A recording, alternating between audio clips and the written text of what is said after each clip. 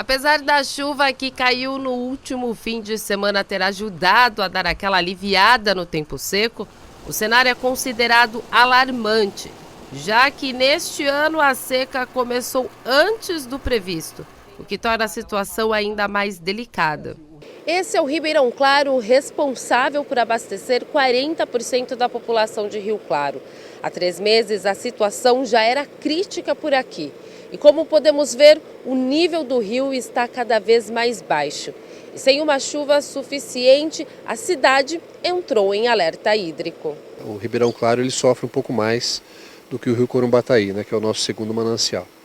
Isso porque ele é um pouco menor, né, tem uma capacidade menor e também ele sofre mais com a falta de chuvas. O nível é um nível, para essa época do ano, que a gente considera não tão normal, está um pouco abaixo do normal, por isso que a gente percebe a parte crítica agora da situação da elevação do nível do rio. Com isso, a produção de água tratada aqui na Etaum precisou ser reduzida para não comprometer o abastecimento, o que pode ocasionar baixa pressão ou pouco volume no fornecimento de água em diversos bairros, além do distrito de assistência.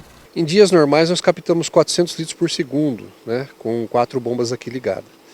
Se a gente fizer isso agora, a gente não consegue passar o dia todo captando tudo isso, porque o manancial não suporta.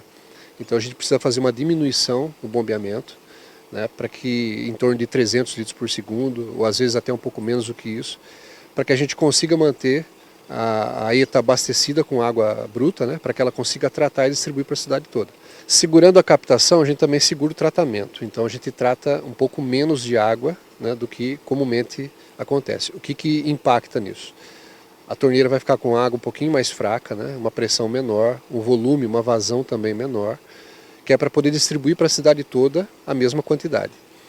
Se a gente não fizer isso, né, em alguns lugares vai ter mais pressão, em outros lugares não vai ter água. E nesse momento é fundamental fazer o uso consciente da água sem desperdícios.